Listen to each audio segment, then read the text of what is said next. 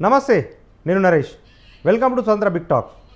తెలంగాణలో 3 నెలల క్రితం ప్రకంపనలు రేపిన మేడిగడ్డ అంశం మరోసారి తెరపైకి వచ్చింది. మేడిగడ్డ బ్యారేజీ 7వ బ్లాక్లోని 16వ నెంబర్ గేటును ఎత్తే క్రమంలో గేటును బ్యారేజ్ కింద భూగర్భంలో నుంచి భారీ శబ్దాలు వినిపించాయి. గతంలో వరదల సమయంలో బ్యారేజీ పునాదుల కింద నుంచి ఇసుక కొట్టుకుపోయి భారీ బొరియా ఏర్పడి ఉండవచ్చని ఇప్పటికే నిర్వహించిన జియోఫిజికల్ జియోటెక్నికల్ పరీక్షల ద్వారా ఓ అంచనాకు వచ్చినట్లు నీటిపారుదల శాఖ వర్గాలు చెబుతున్నాయి. ఈ బొరియలు ఎంత మేరకు ఉన్నాయో ఒక స్పష్టత వచ్చాకే నిపుణుల కమిటీ సూచన మేరకు ఇసుక సిమెంటు మిశ్రమాన్ని బొరియల్లోకి పంపించి పూడ్చివేయాలని భావిస్తున్నారు. మరోవైపు ఇదే అంశంపై సమీక్ష నిర్వహించిన ప్రభుత్వం మేడిగడ్డకు యుద్ధ ప్రాతిపదికన మరమ్మతులు చేయాలని, రోజువారీ పనుల పురోగతిపై నివేదికలు ఇవ్వాలని మంత్రి ఉత్తమ్ కుమార్ రెడ్డి ఆదేశించారు. మరోవైపు బీఆర్ఎస్ నాయకులు మాత్రం వడ్ల కొనుగోళ్ల అంశం నుంచి అందరి దృష్టి మరల్చేందుకే మళ్లీ మేడిగడ్డ అంశాన్ని తెరపైకి తెచ్చారని ఆరోపిస్తున్నారు. ఇంతకీ మేడిగడ్డలో తాజా పరిస్థితి ఏంటి? మొత్తం ఎన్ని బ్లాకులు ప్రమాదంలో ఉన్నాయి? మరమ్మతులపై నిర్మాణ సంస్థలు ఏమంటున్నాయి? మేడిగడ్డ అంశం మళ్లీ తెరపైకి రావడంపై బీఆర్ఎస్ నేతల స్పందన ఏంటి? ఇవి అంశాలపై ఇవాల్టి బిగ్ టాక్లో చర్చిద్దాం.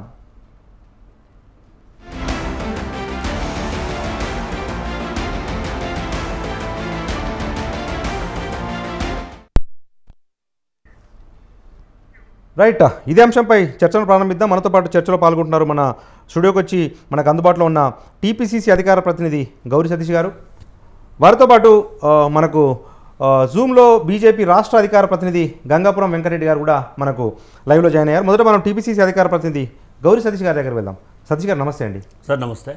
రైట్, ఏంటి సార్ ఇప్పుడు ఆల్ ఆఫ్ సడన్గా మధ్యంతర నివేదిక ఒకటి ప్రభుత్వానికి అందింది. అదేంటంటే వర్షాకాలం ప్రారంభానికి ముందే తాత్కాలికంగా మరమ్మతులు చేపట్టాలి అని చెప్పి, ఆ పనులు చేయకుండా మేడిగడ్డ పేరుతో కాంగ్రెస్ రాజకీయాలు చేస్తుంది అనేది టీఆర్ఎస్ ప్రధాన ఆరోపణ. ముందుగా స్వతంత్ర టీవీ ప్రేక్షకులకు మరియు ప్యానెల్లో ఉన్నటువంటి వెంకటరెడ్డి గారికి, మిగతా మిత్రులందరికీ కూడా సాయంకాలం నమస్కారాలు తెలియజేస్తూ, తెలంగాణ రాష్ట్రంలో ఉన్నటువంటి ఆర్థిక వనరులన్నింటినీ దోచి కాళేశ్వరం ప్రాజెక్టు నిర్మాణం జరిగింది అనేది వాస్తవం. యావత్ తెలంగాణ సమాజం కాదు, ప్రపంచానికంతా కూడా బాగా తెలుసు. అందులో జరిగినటువంటి అవినీతిని వెలికితీసి ప్రపంచానికి చాటి చెప్పాలన్న ఉద్దేశంతో ఎన్డీఏ నేషనల్ డ్యామ్ సేఫ్టీ అథారిటీని కమిటీ వేయడం అనేది జరిగింది కేంద్ర ప్రభుత్వం నుంచి రాష్ట్ర ప్రభుత్వం యొక్క సిఫారసు మేరకు. అందులో ఏదైతే మేడిగడ్డ ప్రాజెక్టులో జరిగినటువంటి అవినీతి ఏదైతే ఉందో ఆ నిర్మాణం అనేది అట్లీస్ట్ ఒక బ్లూ ప్రింట్ కూడా లేదు. నిర్మాణ సంస్థ ఏదైతే ఉందో అది ఎక్కడ కూడా నాణ్యత ప్రమాణాలు పాటించలేదు. తెలంగాణ రాష్ట్రం యొక్క ఆర్థిక మూలాలను దెబ్బకొట్టి దాని వచ్చే లాభం కంటే నష్టమే ఎక్కువ జరిగింది అని చెప్పి యావత్ ఈ నిష్ణాతులందరూ కూడా చెప్పినటువంటి మాట మనం ఒకసారి గుర్తు చేసుకోవడం చాలా అవసరం. ఎందుకనంటే ఒక ప్రాజెక్ట్ కట్టే ముందు ఎంతైతే వెచ్చిస్తామో దానికి ఇయర్ టు ఇయర్ రాబోయే తరాలకు ఏ విధంగా లబ్ధి చేకూరుతుంది అనేది కూడా అంచనా వేయడం చాలా ముఖ్యం. మరి అప్పుడున్నటువంటి పరిస్థితుల్లో చేవెళ్ళ బాబాసాహెబ్ అంబేద్కర్ చేవెళ్ళ ప్రాణహిత ప్రాజెక్టును కట్టిస్తే ఎక్కడ కాంగ్రెస్ పార్టీకి మంచి పేరు వస్తుందో అని చెప్పి దాని పేరు మార్చి అక్కడ ఉన్నటువంటి అలొకేషన్ కూడా చేంజ్ చేసి కాళేశ్వరం పేరుతోటి అప్పటి బీఆర్ఎస్ ప్రభుత్వం తెలంగాణ రాష్ట్ర ఆర్థిక పరిస్థితి చిన్నాభిన్నం చేసినటువంటి పరిస్థితి మనం అందరం కూడా ఒకసారి ఆలోచన చేయాలి. మరి జరిగినటువంటి పరిస్థితులకు అనుగుణంగా ఏది ఇరిగేషన్ శాఖ వారు కానీ రాష్ట్ర ప్రభుత్వంలో ఉన్నటువంటి మిగతా శాఖ నిష్ణాతులంతా కూడా చూసిన తర్వాత మేడిగడ్డ ప్రాజెక్ట్ కాళేశ్వరంలో ఒక భాగమైనటువంటి మేడిగడ్డ ప్రాజెక్ట్ 3 పిల్లర్స్ అన్నీ కూడా కుంగిపోయే ప్రమాదం ఉంది. ఇవన్నీ కుంగిపోయిన తర్వాత ఇక్కడ నీటి నిల్వ స్టోరేజ్ చేయడం చాలా కష్టం. కాబట్టి దీన్ని కనుక మనం కంటిన్యూ చేస్తే ఈ బ్యారేజ్ నిలిచే పరిస్థితి లేదని చెప్పి కూడా అక్కడ ఉన్నటువంటి నిష్ణాతులు, ఇరిగేషన్ శాఖలో ఉన్నటువంటి నిష్ణాతులందరూ కూడా తేల్చడం అనేది జరిగింది. దాని ద్వారా ఎక్కడైతే అక్కడ ఉన్నటువంటి రిపేర్ చేయడానికి కూడా పరిస్థితి లేనటువంటి పరిస్థితి. ప్రపంచంలో ఇట్లాంటి ఎన్ని ప్రాజెక్టులు కట్టినా ఇలాంటి పరిస్థితి ఎక్కడ కూడా మనం ప్రత్యక్షంగా చూడలేదు, వినలేదు. భవిష్యత్తులో కూడా ఇలాంటిది ప్రజాధనాన్ని వృధా చేసినటువంటి పరిస్థితి మనం ప్రత్యక్షంగా కనిపిస్తుంది. మనం ఎక్కడ కూడా ఎక్స్పెక్ట్ చేయొద్దు. అది జరిగింది కాబట్టి దాన్ని ఏ విధంగా పూడ్చాలి అనే ఉద్దేశంతో మాత్రమే ప్రభుత్వం దాన్ని ఏ విధంగా అరికట్టి దాన్ని రిపేర్ ఏ విధంగా చేయాలని ఆలోచన చేస్తున్నాం. కాంగ్రెస్ పార్టీ, ప్రజాప్రభుత్వం, గౌరవ ముఖ్యమంత్రి ఆలోచన తప్పితే ఎక్కడ కూడా రాజకీయం చేయాలనేది ఉద్దేశం కాదు. ఎందుకనంటే గతంలో రైతులకు మేము రుణమాఫీ చేసినాం. గతంలో మేము 2014 వరకు రైతులకు ఇచ్చినటువంటి హామీలు నిలబెట్టుకున్నటువంటి కాంగ్రెస్ పార్టీ తప్పితే వాళ్ళ లెక్క మాట ఇచ్చి మాట తప్పే పార్టీ కాంగ్రెస్ పార్టీ కాదు అనేది దయచేసి వాళ్ళందరూ కూడా ఆలోచన చేయాలి. వాళ్ళు డైవర్ట్ పాలిటిక్స్ చేసేది వాళ్ళు. ఇప్పుడు అమ్మకు అన్నం పెట్టిన వాళ్ళు పినతల్లికి గాజులు పెడతామన్నట్టుగా రాష్ట్రంలో ఉన్నటువంటి రైతులకు కనీసం రుణమాఫీ చేయకుండా రైతులు చనిపోతే పరామర్శించని వాళ్ళు పోయి మహారాష్ట్ర మిగతా రాష్ట్రాల్లో వాళ్ళు రైతులకు నష్టపరిహారాన్ని ఇచ్చినటువంటి దాఖలాలు మనం ప్రత్యక్షంగా చూడమనేది జరిగింది. సో అలాంటి వారు మాట్లాడితే ఎట్లుంటే దయ్యాలు వేదాలు వెలించినట్టుగా ఉంటుంది. కాబట్టి దయచేసి ఆరోపణలు చేసే ముందు వాస్తవాన్ని గ్రహించి తప్పు చేస్తే రాజకీయాల్లో ఒప్పుకోవడానికన్నా ఆ దమ్ము ధైర్యం ఉండాలి. కానీ కాళేశ్వరం మేడిగడ్డ ప్రాజెక్టు విషయంలో బీఆర్ఎస్ పార్టీ ఖచ్చితంగా తప్పు చేసింది. అక్కడ వేసినటువంటి సిపి జోషి గారి కమిటీ ఏదైతుందో ఇక్కడ తప్పు జరిగింది, దీన్ని రిపేర్ చేయాల్సిన అవసరం ఉందని చెప్పి ఎన్డీఏ కూడా సిఫారసు చేసింది. దానికి అనుగుణంగా ప్రభుత్వం ఇరిగేషన్ ప్రిన్సిపల్ సెక్రటరీ గౌరవ మంత్రి గారు కూడా ముఖ్యమంత్రి గారి ఆదేశాల మేరకు అక్కడ ఉన్నటువంటి పరిస్థితులకు అనుగుణంగా ఏ విధంగా దీన్ని రిపేర్ చేయాలి, వర్షాకాలంలో దాన్ని ఏ విధంగా మనం ప్రజలకు వినియోగపడే విధంగా ఆలోచన చేయాలన్న ఉద్దేశంతో మేము దాన్ని ఆలోచన చేస్తూ ఉంటే రాజకీయాలు చేస్తున్నాను సమంజసం కాదు. ఈ విధంగా రాజకీయం చేయడం అనేది కాంగ్రెస్ పార్టీకి ఎప్పుడు అలవాట్లేదు, భవిష్యత్తులో కూడా చేయదనేది మనం అందరం కూడా ఆలోచన చేయాలి. అదంతా కూడా సత్యదూరమైనటువంటి ఆరోపణ అనేది కాంగ్రెస్ పార్టీ పూర్తిగా ఖండిస్తూ ఉంది. రైట్. మనతో పాటు ప్రముఖ రాజకీయ విశ్లేషకులు నర్రా విజయ్ గారు కూడా జాయిన్ అయ్యారు. వారి అభిప్రాయాన్ని తెలుసుకునే ముందు మనం మొదట బీజేపీ రాష్ట్ర అధికార ప్రతినిధి గంగాపురం వెంకటరెడ్డి గారి దగ్గర వెళ్దాం. వెంకటరెడ్డి గారు నమస్తే అండి. నమస్తే. రైట్ సార్, ఇప్పుడు మొన్నటి వరకు కూడా కేవలం మేడిగడ్డ బరాజ్లో 2-3 పిల్లర్లు కుంగిపోతే పెద్ద రాద్ధాంతం చేస్తుంది అధికార పార్టీ అని చెప్పి బీఆర్ఎస్ ఆరోపించింది. కానీ తాజాగా నిన్న ఈరోజు 16వ గేటును ఎత్తే క్రమంలో పెద్ద ఎత్తున అక్కడ శబ్దాలు రావటము, అవి కూడా కుంగిపోయే పరిస్థితి ఉందని నిపుణుల కమిటీ ఆందోళన వ్యక్తం చేస్తూ ఉంది. ఏంటి సార్ బీజేపీ స్పందన? ఇప్పుడు ఒకటి నరేష్ గారు, మీరు లేవనెత్తినటువంటి అంశం ఏదైతుందో చాలా బాధాకరమైనటువంటి అంశం. ఎందుకంటే అన్ని లక్షల కోట్ల రూపాయలు ఖర్చు చేసి తెలంగాణలో ఒక భారీ ప్రాజెక్టు నిర్మించిన తర్వాత అది నీటిపాలైపోయింది అనేటువంటి విషయం మనం వినడానికి చాలా బాధగా కనపడుతున్నటువంటి అంశం. దీనికి కారణము టీఆర్ఎస్ ప్రభుత్వం, కేసీఆర్ గారు అనేటువంటిది మాత్రం చెప్పక తప్పదు. ఎందుకంటే నేను కేసీఆర్ గారు ఎందుకంటున్నానంటే ఈ మంత్రి హరీష్ గారు తర్వాత ఈ మంత్రిత్వ శాఖను నిర్వహించినటువంటిది గౌరవ ముఖ్యమంత్రి కేసీఆర్ గారు, అప్పుడు ఉన్నటువంటి మాజీ ముఖ్యమంత్రి కేసీఆర్ గారు మాత్రమే, దీంట్లో ఇంకోరు లేరు. నేను ఎందుకు ఈ విషయం చెప్తున్నానంటే ఇంత పెద్ద డ్యామేజీ కాళేశ్వరం మేడిగడ్డకు సంబంధించినటువంటి పరిస్థితులు, వార్తలు, మీడియాలో కథనాలు, అధికారపూర్వకమైనటువంటి అంచనాలు ఇవన్నీ కూడా మనకు వచ్చినటువంటి పరిస్థితుల లోపల మీరు ఒకటి జ్ఞాపకం పెట్టుకోండి నరేష్ గారు, దీనికి సంబంధించి ప్రాజెక్టుకు సంబంధించినటువంటిది ఎస్టిమేషన్ కేంద్ర నీటి జలసంఘం వేసినటువంటిది 81,00,000. కానీ సిఏజీ కంట్రోలర్ ఆడిటర్ జనరల్ 1,41,000 కోట్లు అవుతుంది, ఎస్టిమేషన్ అయ్యిందని కాదు కానీ అవుతుంది అనేటువంటి చెప్పిన మాట మనం గుర్తుంచుకోవాల్సిన అవసరం ఉంది. ఎందుకంటే మీకు అందరికీ తెలిసినటువంటిదే ప్రాణాయిత బదులుగా దీన్ని రాజకీయ ఉద్దేశాలతో, ఎందుకంటే ఒక ప్రాజెక్టు డిజైన్ చేసేటప్పుడు ప్రభుత్వానికి అతి తక్కువ ఖర్చు, ఎక్కువ సేద్యానికి నీటి సరఫరా చేసేటువంటిది, మల్టీపర్పస్ దానికి సంబంధించినటువంటి ఇతర అంశాలు ఉంటాయి ప్రధానమైనటువంటిది. కానీ దురదృష్టవశాత్తు కేసీఆర్ గారు చేసినటువంటిది ఏంటంటే దీంట్లో ఎంత ఎక్కువ ఖర్చు పెడితే అంత ఎక్కువ మనకు వ్యక్తిగత ప్రయోజనాలు ఉంటాయి అనేటువంటిది కోణంలో దీని ప్రాజెక్టును రూపొందించాలనే అనుమానాల వల్ల మనకు కనపడుతున్నటువంటి అంశం. ఎందుకంటే ఈ ప్రాజెక్టు నిర్మాణం చేసినటువంటి కాంట్రాక్టర్స్ ఉన్నారు, మేఘా కృష్ణారెడ్డి గారు ఉన్నారు, ఎల్ఎన్టీ ఉంది, ఇవన్నీ ఉన్నాయి. ఇప్పుడు ఇవన్నీ సమస్యలు చూసినప్పుడు మన 45 లక్షల ఎకరాలకి నీటి సౌకర్యం ఉంటుంది అని చెప్పి 86,000 కోట్ల రూపాయలు వివిధ ద్రవ్య సహాయ సంస్థల ద్వారా, ముఖ్యంగా కేంద్ర ప్రభుత్వ ద్రవ్య సంస్థల ద్వారా రోజుకు 2 టీఎంసీల నీళ్లు 90 రోజులు దీన్ని లిఫ్ట్ చేయొచ్చు అనేటువంటి దాని కింద మొత్తం 140 టీఎంసీల నిల్వ కోసం దీన్ని ప్రాజెక్టును రూపొందించినటువంటి ఒక అంశాన్ని మనం దృష్టిలో పెట్టుకున్నప్పుడు ఇవాళ దాని పరిస్థితి ఇంత అధ్వానంగా తయారైంది అనేటువంటి ఒక బాధ నేను మొదట చెప్పినట్టుగా మనకు కలుగుతున్నటువంటి అంశం. నేను చెప్పదలుచుకునేది ఏంటంటే నరేష్ గారు, ఈ ప్రాజెక్టు దీంట్లో డ్యామేజ్లు, మేడిగడ్డ దగ్గర వచ్చినటువంటి డ్యామేజ్లకు సంబంధించినటువంటి సమాచారము ఎన్నికలకు ముందే వచ్చింది. ఎన్నికలకు ముందే వచ్చినప్పుడు కిషన్ రెడ్డి గారు, మా రాష్ట్ర అధ్యక్షులు కిషన్ రెడ్డి గారు, కేంద్ర మంత్రి దీని మీద స్పందించి నేషనల్ డ్యామ్ సెక్యూరిటీ వాళ్ళకి సంబంధించినటువంటి ఒక లెటర్ రాస్తే వాళ్ళు బహుశా నాకు తెలిసినంత వరకు ఒక 2-3 రోజుల లోపలైనా వాళ్ళు రావడము, విజిట్ చేయడము, ఒక రిపోర్ట్ ఇవ్వడము, ఇదంతా జరిగినటువంటి మాట వాస్తవం.